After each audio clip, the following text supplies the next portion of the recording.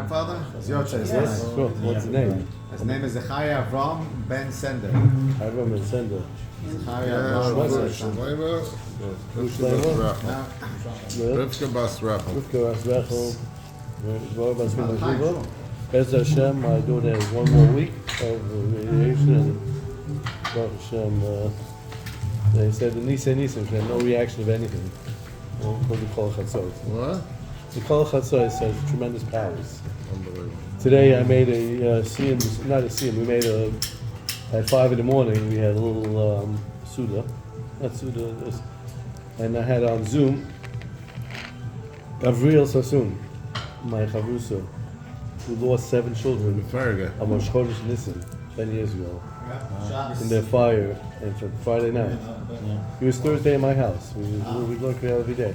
I learned with him every day. He came to my house every day. Thursday he was there, Friday night this happened. And after that episode, I told Rabbi, so we got to do something to protect the community. Gemara says that if you learn at night, that it protects from fire. That's why the Gemara in the Sanhedrin, that's in Shulchan Aruch, believe it or not. It's very interesting. One of the few places where in Shulchan Aruch gives you a school of. If you learn at night, it protects from fire. And we established Kol Chatzos. That's when it started. After. Actually, what happened was, Rabbi Menzel said, good idea. But you know what happens with ideas? Like, it takes a while till it gets implemented. A year and a half later, the Hassan family had a tragedy in Hanukkah. 3 children, the mother and 2 boys. No. So 3.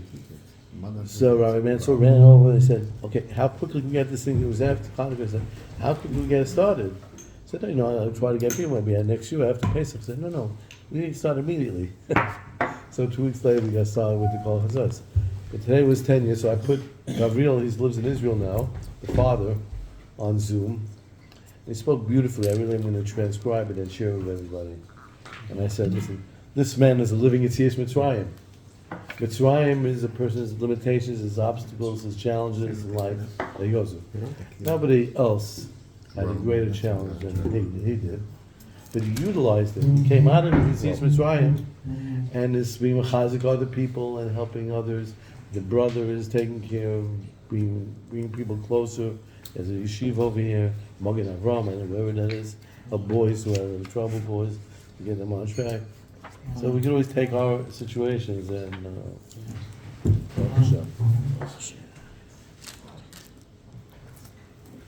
Rabbi, I would love to get that recording. If I get the recording, and I can turn it into a beautiful printed. Beautiful, you know what? Because I don't have time I started. Someone's supposed to send me the thing. I can do TikTok. Fantastic. I'm going to tell the guy tonight. I'll see him after 1 in the morning. Make it into a nice printed, nice for Shabbos. I'll send it to you. Send me your whatever, the email, your WhatsApp directly. You send me on WhatsApp. Send me yeah, but I don't know. I don't have the. I don't know. Yes, I don't have Even if you tell the person who has the recording to give me my phone number. Any way you get it. Your phone number will get it to them. Any way you get it. Okay. I'll send it to you. The transcriber. He said spoke beautifully. Okay, I think a lot of people are going to read that. Yeah, it's only a short thing, 15 minutes. Okay. Ready to start? We got to press. We're on live? Or? We are. Oh, okay. So listen, we left last week. With a pretty depressing note.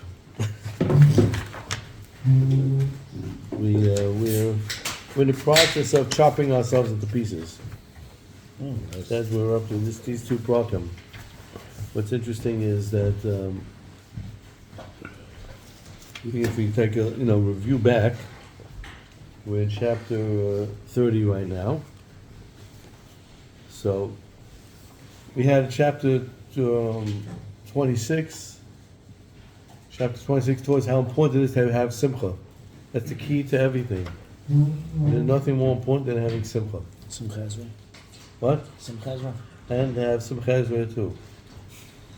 And we then get into chapter 27, 28, and we learned that life has a lot of difficult ups and downs and hiccups that try to throw us off being b'simcha. So the Baal Kani gave us 8. It's both physical and spiritual mishaps that could deter a person from being simcha, and taught us how to overcome that and how to come those feelings, any negative feelings, and be happy. We had 2 chapters that dealt with everything: business matters, family matters, health matters, children, whatever you needed. Various worries, all that he took care of. You could remain happy with those two chapters. Then we got to chapter 29-30, perek Chavtes and Lamed, which we're in the middle of now. And now we're on the other side of the coin, because we said that sometimes it doesn't work. I got problems in my business, and I'm following the instructions of Tanya. It doesn't go. My heart is blocked. It's numb. It's not reacting. It's not doing. It's not happy. That happens to those occasions. What do you do now? So we need to chop it apart. We need to chop apart. We have to take the bitter pill and shatter the ego, and see how far we are really from Hashem. And in chapter Chavtes we did that, and now in this perek Lamed, we not only that we're so far from Hashem more than any other creature in the creation, but also we're worse than any other. We're lower than any other entity, any other being, any other thing. We're the lowest of the low. And hopefully by the end of this perek, you're totally shattered, depressed, and broken. Sounds fun. That's our goal. Now that's a little funny because this is a sefer on Simcha. And what is going on with this perek? I mean, we're giving a left turn. And he's telling us that, giving us advice, as we can see, we'll finish it up, that we have to actually work on ourselves, on chopping us apart, and we'll see, how that works in a little while. But we didn't finish chopping us up, so we're going to finish perek Lamed first, and then we'll see how we put it in perspective and how we turn it around, and we'll be better off than when we started. So in the middle of perek 30, in this handout, we're by Oistalad, Bimi Be'amis. And what we were saying, just to recap, just to cover the first couple of the first part of the perek, we learned in this perek we're not allowed to be judgmental, and that whenever we judge someone, we create a barrier. We learned that, and now we have to learn that we can never judge somebody else's struggles, and therefore we have no right to evaluate anybody. And so the Baal Tanya says like this. I wanted to just mention one thing. Although we said that we have to look ourselves lower than everybody else, because who says this Russia, this murderer, who does whatever, who says if I would have been brought up the way he was brought up, in the world that he was in, with the challenge that he has and the struggle that he has, who says I would have been any better? And we have to put that in perspective and never judge any other human being, no matter what he was. As we said, each human being thinks he's the best, he's doing good, even though he'd be the biggest rush in the world. We have to feel ourselves lower than that. But that doesn't take away from our error. Remember, at the end of the day, we have a Jewish neshama. The Yiddish neshama puts us way above anything else that's in the Bria. And we spoke about this many times. We're chelik l'kalimal. And we said that everything else in the world is part of creation. And creation has domain, somer, chaim, adaber, all the different levels of creation. They're all created and separated from Hashem. There's only one thing that's not part of creation, and that's the Jewish neshama. It's not the creation. Hashem didn't create the neshama. It's part of the borei. It's an extension of Hashem inside of us. So the Jew is part of borei, whereas everyone else is a nivra, is a creation. And the difference between borei and nivra is infinite. So although in this chapter we're learning how not to be judgmental on others, even non-Jews, and even Rasham, and even terrorists, and say we don't understand this, we have no right to judge their Russia and whatever, and they'll be punished absolutely. I'm not judging that, I just want to kill them. What's that? I'm not judging, I just want to kill them. But in terms of being judgmental, we have to look at ourselves and we don't know. We have to see if we would have our struggles. Are we struggling the same way that expect them to struggle over their They probably have the challenges. same struggle we have. They also want to kill us. Yeah, About right. Hashem Nagar. Right. Yes. So Lamaisa, that's what we're holding at. At the Ostallad and this page over here. Hine. V'hine be'emes gam mishum mechumamai b'tivai. Now the Baal Tanya wants to say like this: we're not giving a person a license. Oh, just because this guy grew up in a bad neighborhood and a bad family and a bad life, and he was brainwashed to all the mishigasin of the world, so he has an excuse when he gets up to the Olam Hamas. He says, "I'm a terrorist because that's what they taught me." You know, what am I supposed to do? They told me I should blow myself up. This is what life is all about. Never, there's no head for that, because Hashem expects everybody to overcome the challenge that they were given. And we said that in the first part of perek we compared a person's own challenges, that even the person has a big Yetzer Hara,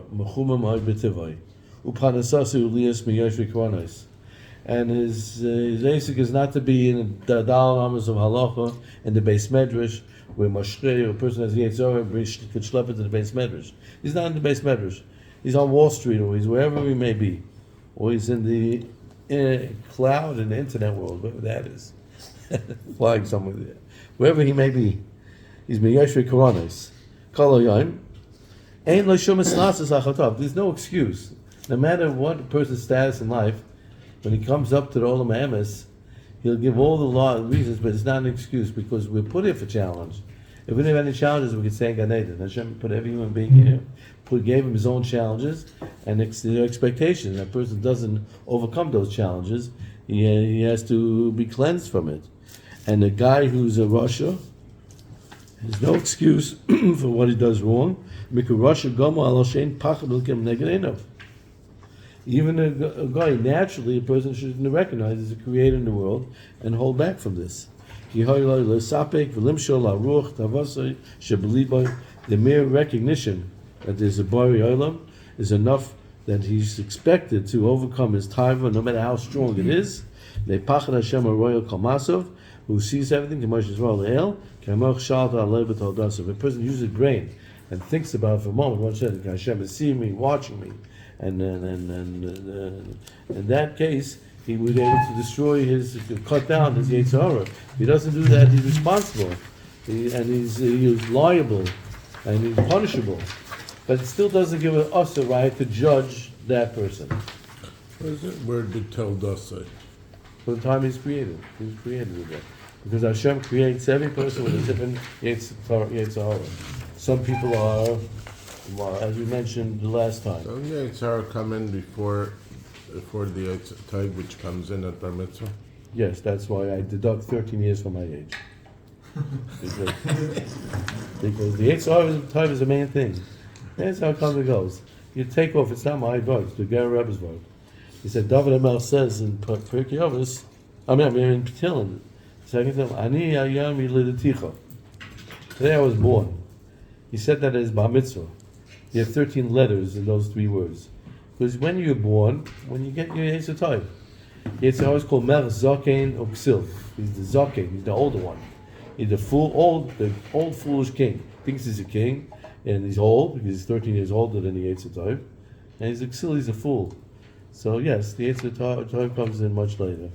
But the person, who is the person? So that's a good question. It depends on the level of the person. By Yetzadik, the body is not the person, it's the nefesh, the soul is the person. By other people, the nahab is the person. But in any case, so any of you who get older and want to remain young, just minus 13. And it definitely works. Guys, I'm feeling good. And you look good. What? Thank you, Hashem. So anyway, so we have different. The person has different. That also means when he's created, they Yetzer Hara, which comes in when he's created, not afterwards at Bar Mitzvah. We're born with Yetzer Hara. Why are we born with Yetzer Hara? If we wouldn't have a Yetzer Hara, we would never be born, because it was so fantastic inside there, in the womb of the mother.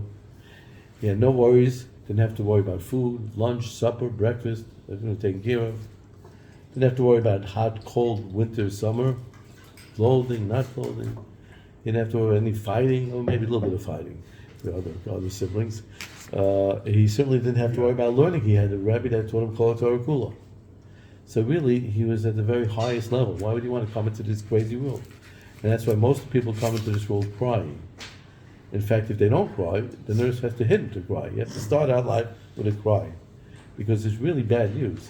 He was in Olam Hamas, and now he's coming down, and he came down, and he was having a good time. Now they pressed the delete button, forgets everything. He forgot Kol Torah Kula, and now he's in a crazy world. He's hungry, and now he doesn't know what to do, so he cries. So the Yetzer Hara is we start off with the Yetzer Hara.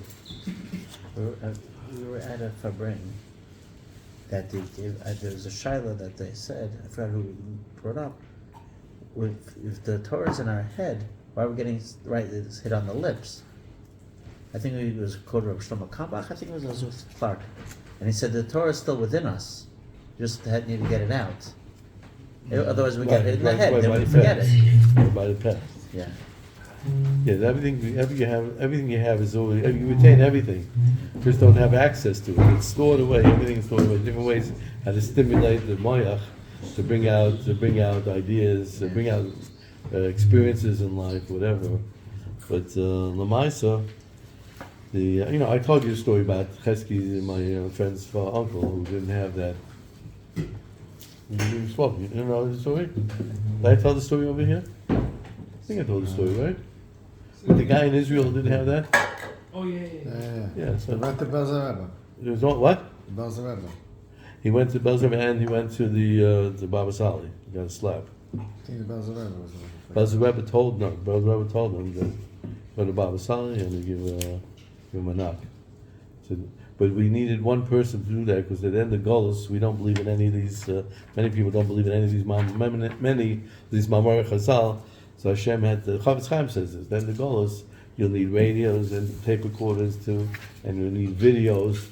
So understand what Chazal say, that every word that is recorded, and every episode is, 150 years ago, they had to relate to that with Emunah. Today we understand how that works. Anyway, getting back to this, to what we're learning over here. Where am I? Oh, yeah, on top over here. So a person can't be judgmental because he doesn't know what the other person's challenges are going through. The guy could be a Rosh. We're not. Hashem takes care of that guy. He'll take care of him. But we, looking at another person, can never be judgmental. We don't know what he went through from the beginning of his life, his childhood, his rebbeim, why he ended up the way he was and acting the way he is. We have to just compare ourselves. The struggles that we have, are we putting up the same fight that we'd expect him to do?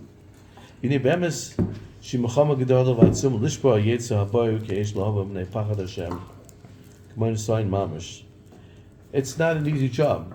The Yetzer Hara was given a lot of koiches, and it's not an easy thing to overcome it. It needs a struggle. A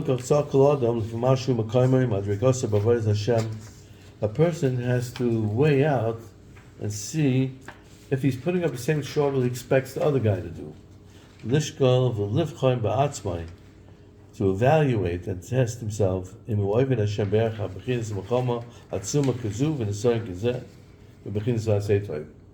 means like this. You look at a Russia out there, and he's doing terrible things, and now you have to break your ego, so when you look at him and say, listen, he went through life a certain way, and this is the way he is. Am I fighting my experiences and doing the same thing? But I don't have those challenges. The guy in the Russia is having challenges and doing terrible things. My challenges, hopefully we're not doing Averis, our challenges in Asay Toiv. Are we davening properly? Are doing the mitzvahs with the same energy? And here we could have a relate to. We're not going to relate, we don't have a Yetzer Hara to kill people. But Asay Toiv, we're going by Averis Atfilah B'Kavana. For example, take an example. These are things that we all have challenges with, and we're not using our full strength to fight it. we're not struggling the way we'd expect that guy to struggle with his Yetzer Hara and prevent him from robbing and stealing or killing or whatever else he does. Are we doing the same thing in our avodas Hashem? For example, we have to have kavanah in davening. Davening, what does kavanah mean? Not just saying the words, lip service. That's also a good thing, to have lip service. But behind the lip service, lishpach nafshe l'fnei Hashem, b'chol koichem mamash, ad mitzvah nefesh. Now, every word here is treasures. Take this sentence here. This is a goal in life. Halavai, we would try once in life to have this. You'll find this, unfortunately, when someone has a problem. Then you see someone davening, really, then there's something wrong. Or someone has a simcha. What? Or when someone has a simcha. Yes. I appreciate it. Yes. We prefer dvaya simcha. What? We prefer Of course. dvaya simcha. But lishbach nafshel l'fnei Hashem, to pour his nefesh out before Hashem, b'chol koichem mamash, every ounce of energy, ad mitzvah nefesh, all the strength that he has.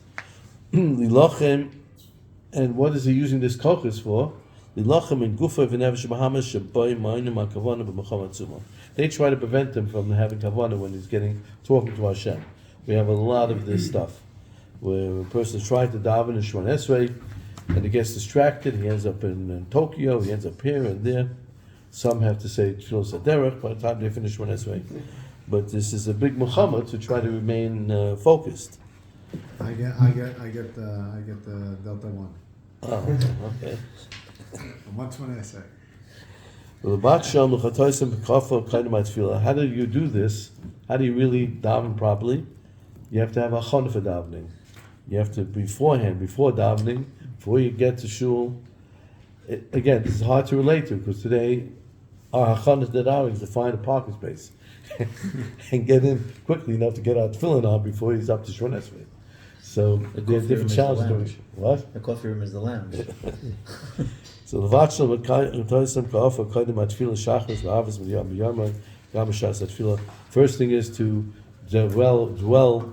In those days, the older days, they would learn before davening, but not just a daf yomi. They would do mussar also. Take a little mussar, knock down the nafesh bahamas, get it ready, warm up the neshama. We're about to talk to Hashem. I think I mentioned last time. The Shechner says something which most people don't know. It really should be put in the siddur.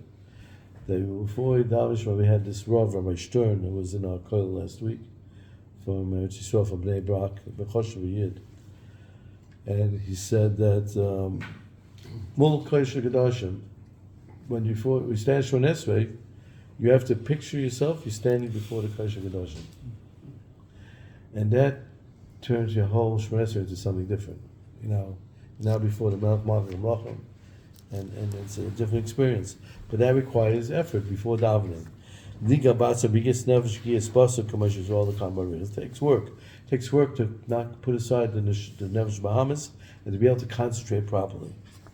And if a person... The same thing, but nowadays, Yeah. those down in the tunnels, next along the Kotel, there's actually a spot which is...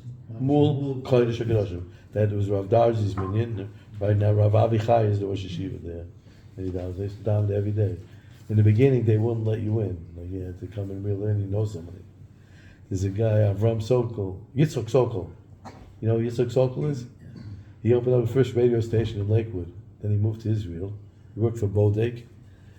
And he moved to the old city. And he blows chatzorus every morning. If you see these two guys in that minyan, they have this blue silver chatzorus. One guy sends all the clothes for all the nations they should be destroyed. That's how goes. Very interesting. If you ever want to have an experience over there, let me know. I'll get you in there. And, but it's a very slow davening. What? I'll go Wednesday morning. Can you get me in? Yeah, anytime. Anytime you go. I But think they closed. I don't think they're allowed to go in now. now they let everybody go in. It only can hold 20 people. They don't allow anybody in. Oh, they don't allow anybody? Oh, maybe because of matzah. That's right. Now. Right now they don't allow. That minyan doesn't go Only the in? Kotel HaKatan. No, Only they the might- Kotel HaKatan. I'm sure that minyan goes in. No? Rav Dazi went for 50 years. He passed away. What? They learn their whole day. No. They don't want to do Call them it. Kabbalah, no? What? I call them Kabbalah. Yeah, the Makabal. They down Makabal. They don't allow them. Anyway, Send them somewhere else.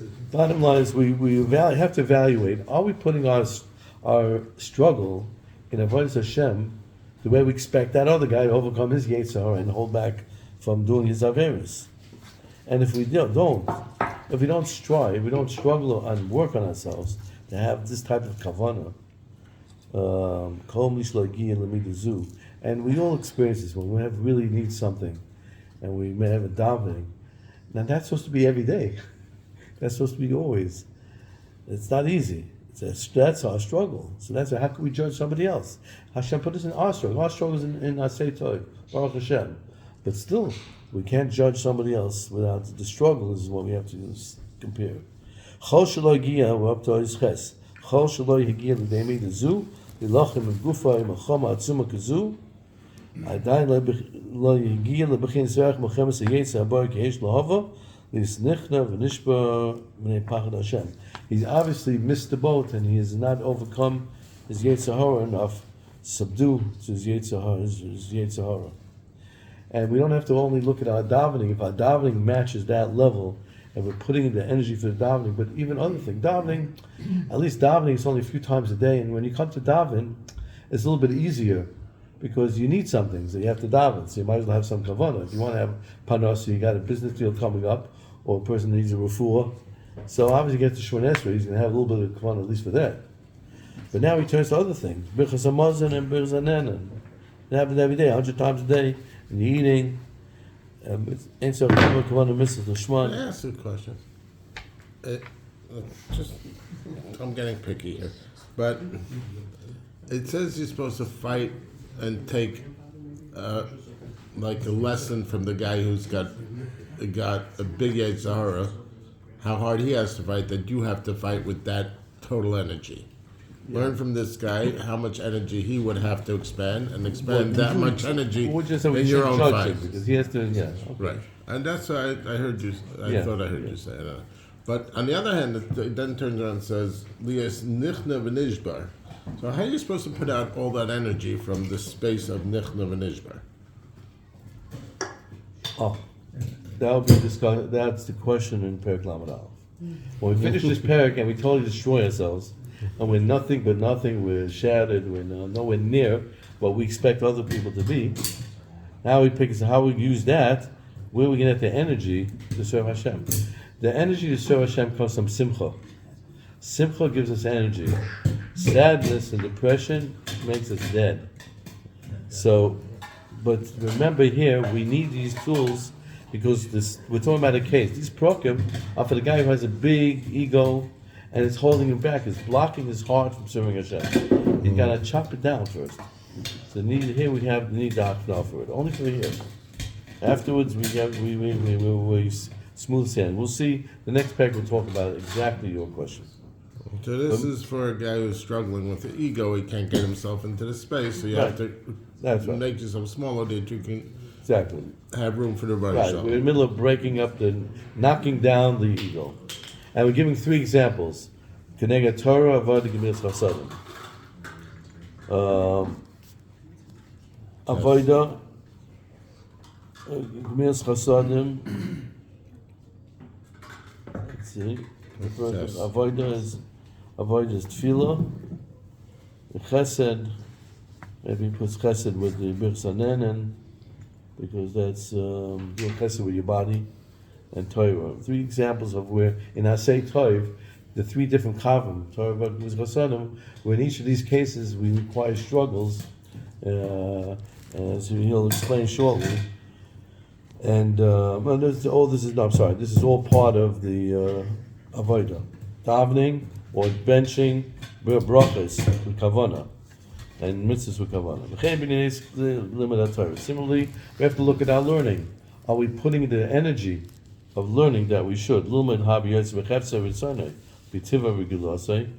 than pushing himself more than just what he's doing? If a person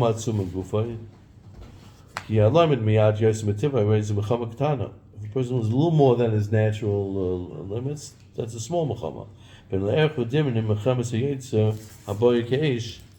But it doesn't compare to the fight that you expect the Russia to have. The Mikri Russia, Gomer, many Menascha Yisrael is Nichel V'Nishmer V'Nei Hashem. A guy who does Averis is called a Rasha, because he didn't overcome his Yetzer Hara. So then the question is, the Baal Tan's going to ask like this. Okay, we're comparing something. But how do we compare? This Rasha is doing all the Averis in the world, and he has this struggle to do Averis. We're not doing any Averis. We're not Seitar. We're doing a little more, so a little less of the good things. A little more Torah, a little more davening properly. How do we compare? It's like two different worlds. That's darkness and this is light. So here is a tremendous chiddush. When it comes to avodas Hashem, if you're bottled to Hashem, so we're saying, how can we compare the struggles of the Goy? Was the struggle, or the Russia is struggling with stealing, with hurting people, with eating non-kosher, whatever Averis he does, to my struggle that I have to do a little more kavanah when I daven, and more learning that I have. So in the end, he says like this: Mali b'chinas, when it comes to Hashem, the Melech Malchi Amlocha was giving us a command. What's the difference if he gives a command to not to do this? I say Tov or Sumei Ra. Mali b'chinas Sumei Ra, Mali b'chinas Vasei Tov. I call him Mitzvah Melech, Hakadosh, Yachid, Umichud Baruch Hu. Are we doing Hashem's Ratzon or not? That's the bottom line. Doesn't matter if it derives to the Rabbanan. Doing whatever Hashem wants, it's the same thing. If He doesn't want you to do this thing, and it's a vera, it's skila, or if He wants you to do a mitzvah, by not doing it, you're rebelling against Hashem. In both cases, it's rebellion against Hashem. And it's no difference. It's either you're bottled to Hashem or not. It doesn't matter if you're not. So we could compare the two together. And this is moving over into a spiritual and a higher level. We're moving into the digital system. In the old days, we'd have computer cards and have 0 and 1. Everything is 0 and 1. All the programming, right? It's either you're connected or you're not connected. I know which is the mile is the 0, that's the bittul, and the 1 is the yeshus.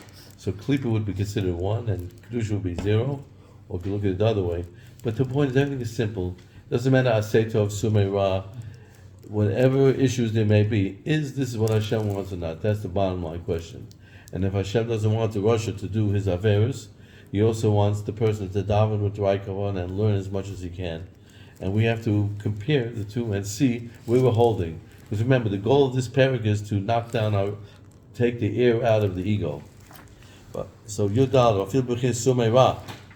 And besides, if you think, okay, you're a tzaddik, you don't have any affairs like that, so you really need to investigate. Again, he's talking about in his time, so it's a bit easier to find these things. But in those days, we were tzaddikim, so it's not just that challenges in Asay Tov. If you look with a magnifying glass, you can find even in Sumei Ra, there are things that the person needs to work on. So, Avchil B'chin Sumei Ra, Yochel Kol Ish Maskil, Limsay Benafshay She'enu Sol Gamri Mehara Bakol Mikol Kol, B'Makom Shezach L'Mechama Otzuma Kerfen Iskalel.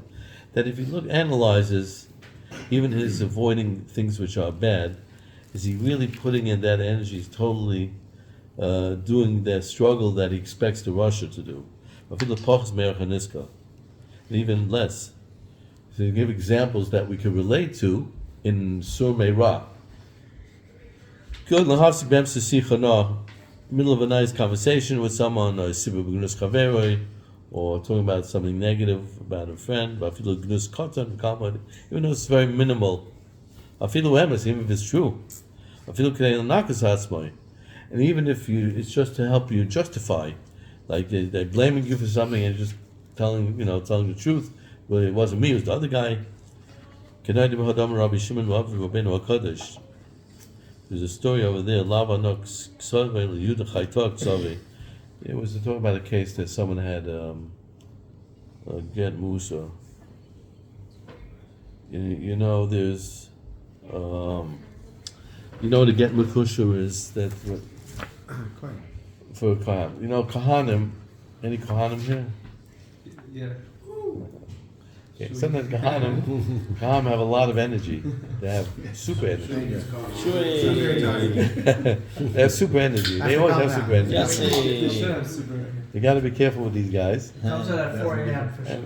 And sometimes in the time of Chazal, guy could come home, and expected like a split pea soup, and his wife made him some other kind of soup, and he'll get upset, and he'll call this guy over and give him a get, finish, write a get. And then 3 hours later, he'll have charata, of course, but then it's too late, because once a kohen who gives a get, he can't remarry her. So he's really in trouble. Chazal were worried about that, so they came up with something, get makusha. It's sort of a way that you write the get, and you have to fold it, and you sign it, and what?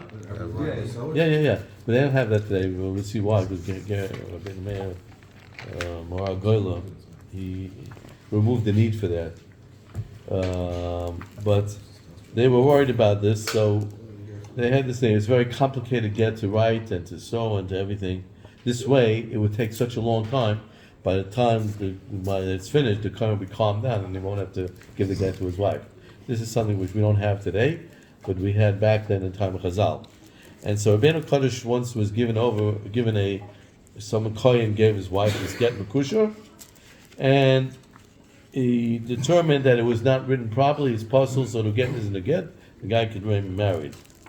But he was a little disturbed. He thought his son wrote the get, and it wasn't written 100%. Something was lacking in the kashrus of the get. And Rabbeinu, and at the end, Reb Shimon answered, "Lo yanakos, I didn't write it. You the chaitar, someone else wrote it." He put the blame on someone else. His father says, "Kalach lashon hara." This is an example of a minimal level of even that in the Sumei Rabbah one can find. We find this in many other areas in the Chazal.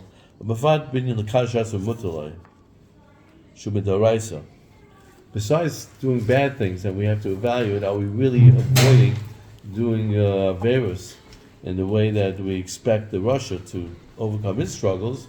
There's also a tzivah that we have to be kajaz or mutulai, that we have to,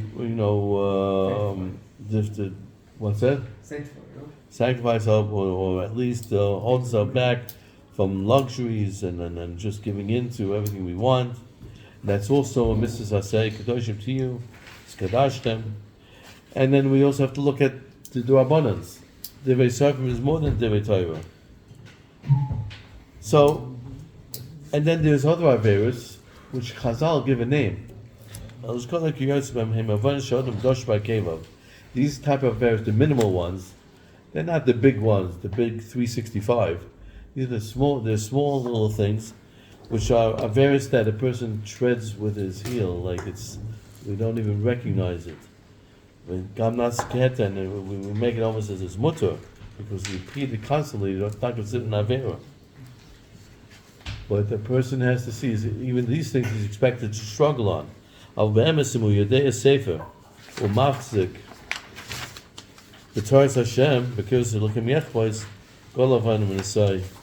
So now, fine, so he didn't do the struggles like the other guy. So fine, he's as bad as the other guy. But why is he worse than the Russia? After the person reads this whole chapter 30, and he realizes he's not struggling in his Avodah Hashem the same way as the Russia, so he can't be judgmental, and he has averos that with a microscope he can find that he's still doing, and therefore he can't judge somebody else. He didn't overcome his Yetzer Hara on that. But why should we be lower? Why should we, after this perek, we're lower than the worst guy in the world in terms of judgmental, not in our mitzias. There's nothing, we're bein orach to them, but in our behavior. So he says a tremendous chiddush. He says that we're way more guilty. We're made way lower than them because we know better. There's much more expected from us than a Russia, because we have a neshama inside of us, and we have a Torah, and therefore we're much more guilty. And he says like this, because for us, that the Torah Hashem, we have a bemis, in a Yudei Sefer, a person learns, he has Torah, umachzik b'Torah Hashem, b'kiras Hashem, that he wants to do the right thing. God love and for him, it's much worse. The things that he's not overcoming his struggles, he's much worse off But Masha in Nichlam is Kabal Yitzhak, he's expected to overcome his Yetzer Hara. He has the tools. He went to yeshiva. He learned Musar. Because Muhammad Tzuma in this Karlea that we said earlier, that the guy or the Russia has who didn't go to yeshiva and expected from him. Mashmas Kal Shem Gam, comparing to the various of a person who is a Kal Shem Kalam, who doesn't know any of this. Miyoshi Koronis is brought up on the streets. Is far away from Hashem and Yiddishkeit. They're not as guilty as you who know better. They're not Kovish the Yitzhar, they'll be judged for it. But you can't judge them, and you're much worse off because you have the Torah. You have the Yitzhar, you have the Torah. Much was expected of you. You're the prince, you're the Ben Melech. There's much Ayitochen. That he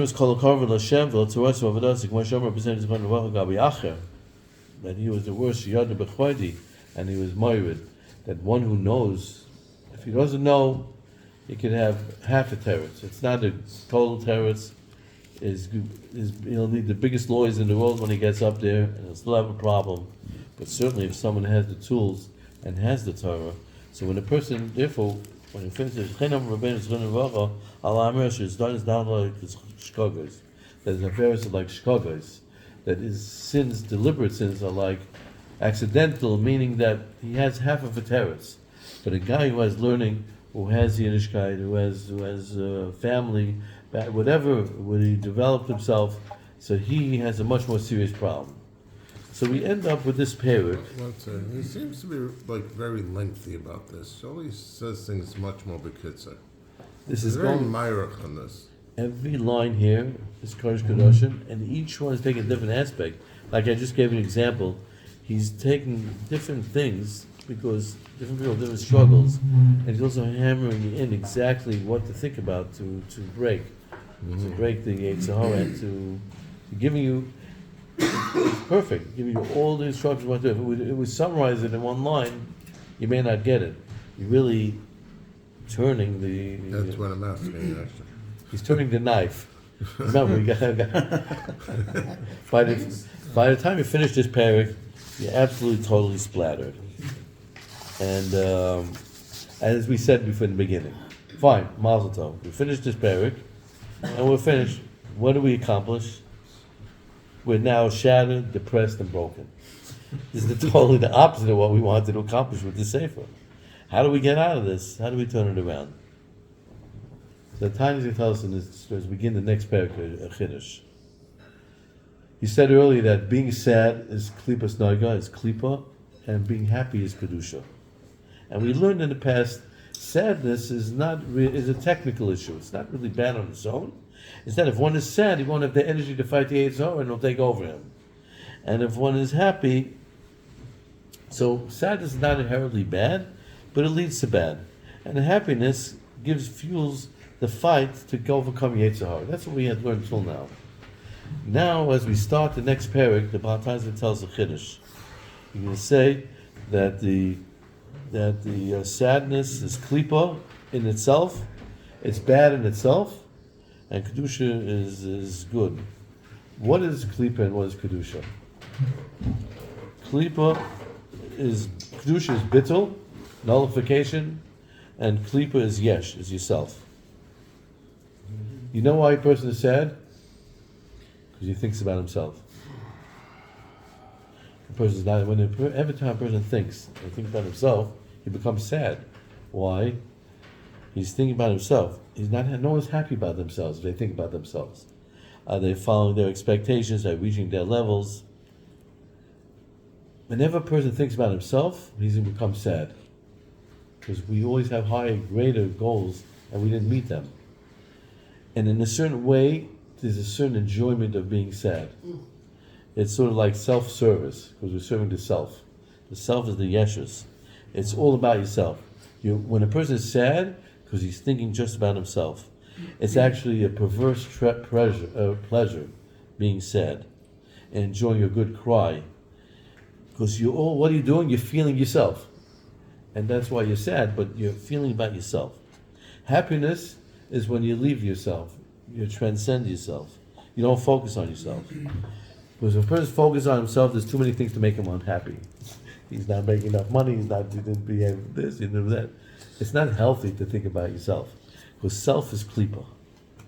Ultimate happiness is when you leave yourself and go into your bittul to Hashem. That's the first yesod we learn in perek, the first thing to understand. Where does sadness comes from. So the inyan of the self is the shorish of all the ra that we have. And the truth is that a Jew has to always be happy. Even if a person is sad because he can't do mitzvahs. Even then, in that case, he has to be happy. There was a ma'aseh once with Shulam, Zuzia, and Ramayach, the two brothers. They were Talmidim of the Maggid of Mezrich. And whatever happened back then, they ended up in jail. And they ended up with a bunch of Kazakhs in the cell with many, many other goyim. And there were these two tzaddikim. And Shulam Zuzia started crying in the middle. His brother asked him, "Why are you crying?"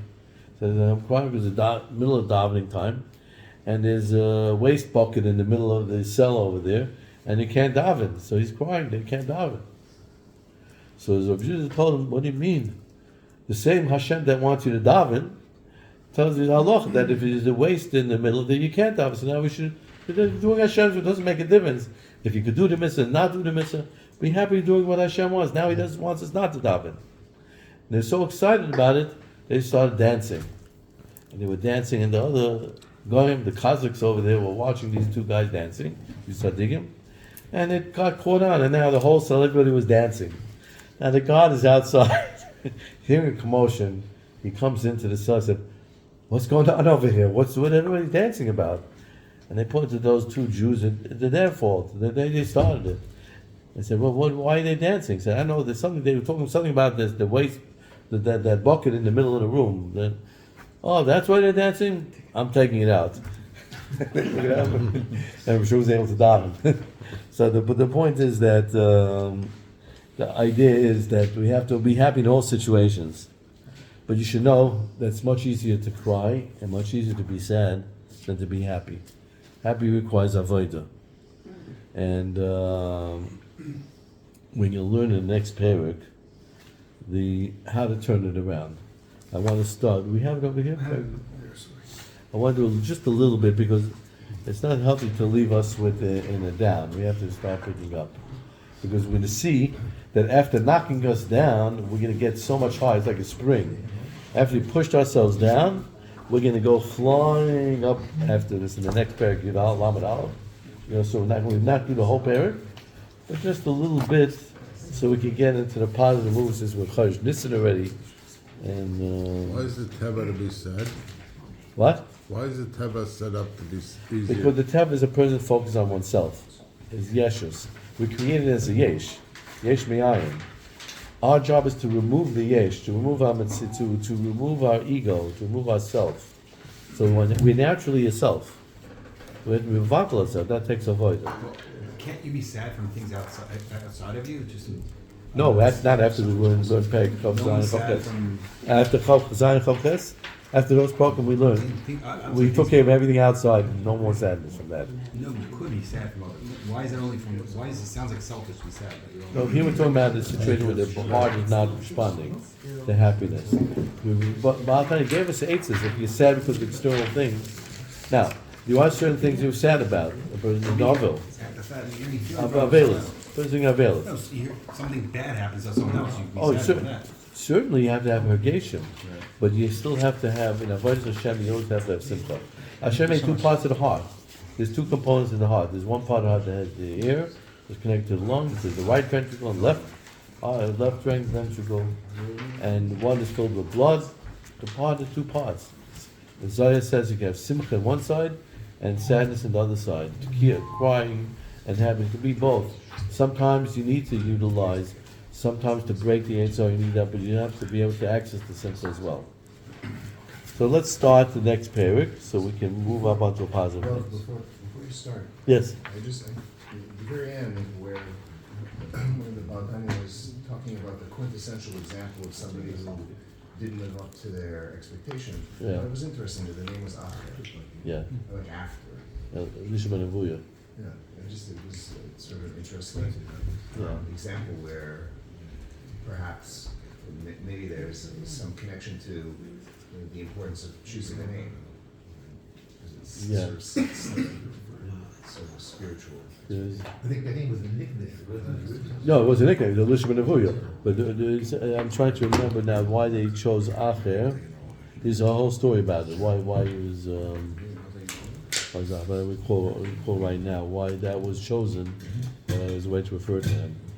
Anyway, let's start the perek over here so we can move a little forward.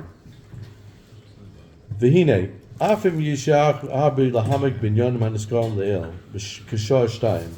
Spend an hour or two on this perek, and you get into the mode of total depression.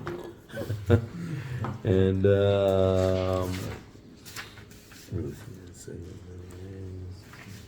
There's also atzvus. what's that? There's also a lot of atzvus to start when you start. Yeah. So the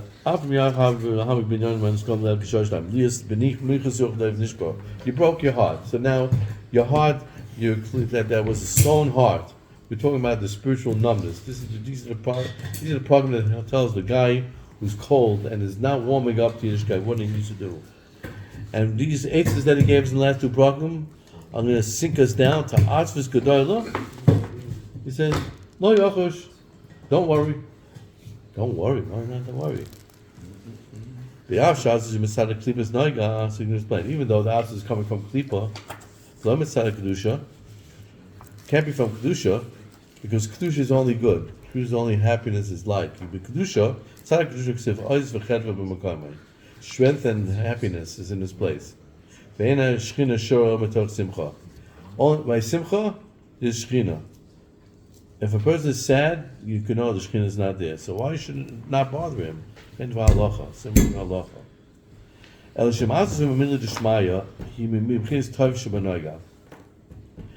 two types of klipa. There's klipa snoiga and there's gimel klipas atzmeis. There's bad klipa and there's power of klipa. Sometimes to remove the bad klipa, you need to take good klipa to knock out the bad klipa. So this sadness that comes from evaluating one's life and being a cheshbon and nefesh, that's good klipa. It's klipa from trying to rectify oneself, trying to break his ego, trying to become a better person. So it is a negative tactic, but being used for a positive purpose.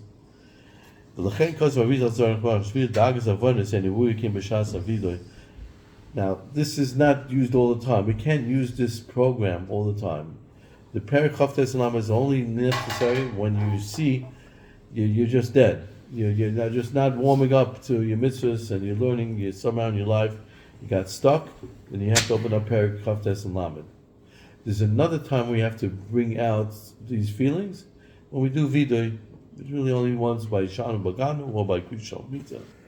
At that time, where we have to think back of Averis and do tshuva quickly, but that turns right away afterwards to Kedusha, we'll see.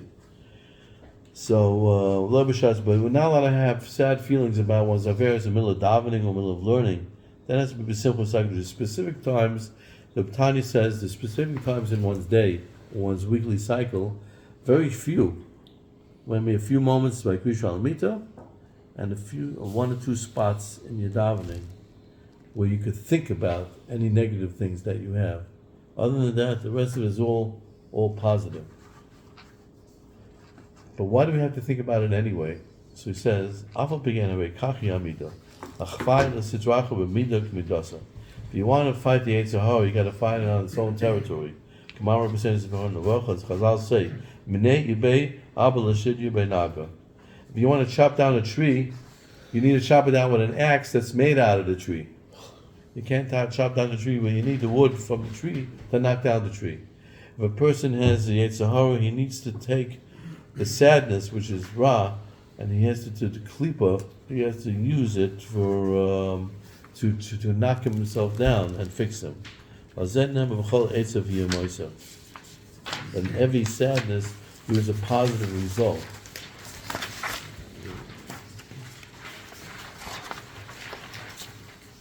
What he's going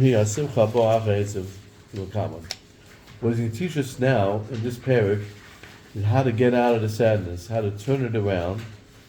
And I want to stop over here because we need our arichos on it. But I'll just tell you bekitzer what the solution is, so you shouldn't leave this year being totally depressed. As bad as we made us and turned ourselves into, and how we knocked ourselves down, and we do all the hidurim over here, and we're totally gone. But remember, there's somebody else in there also. We're knocking down on Nevesh Bahamas, the Klipa. But we have somebody else in there, Hashem, that's held captive in there. He's the Ben Melech that's in prison. And the idea is now to focus on him, that if we take him out of our matzav, then the simcha is to be so much greater than if he was not in there in the first place. Rescuing the king from the prison is the ultimate happiness. And after bringing this matzav, recognizing where your situation is, you have to say 1 second, but at the same time, I have to have Rahmanis on the other guy inside of me, and I have to rescue him through simcha. And the simcha will take out that other neshama and remove all the negative things, and it goes, as we said, like the spring. The more you push down, the higher it's going to fly up. The Tanya will give us instructions how after accomplishing this, we now recheck our focus and have a Rahmanis on that chelik l'kah that's captive inside our body, that's not acting up to par. And with such Rahmanis and the chelik Hashem, like he uses it, I think in this perek, whatever, like to taking the head of the king and putting him in the waist. That's what happens in a person of Navera. By taking him out of that matzah and removing him, the simcha is infinite. So we end up in the end of this whole process, we knock down the Yetzer Hara, but then when we see the Yetzer Tov, we see the Nefesh Kedusha, and we focus on rescuing it. Pidyon Nefesh, even now we see Mitzrayim and listen, that the whole time we will help Bezos Hashem, we should get out of Golos, the simcha that will be, after being in the skulls and being in the struggles, coming out of it will be Ein Orach, Ein Bezos Hashem. Have a wonderful Shabbos and a wonderful week. So when we continue, we're going to start with perek again, Perek Lamed Aleph. Are we on for?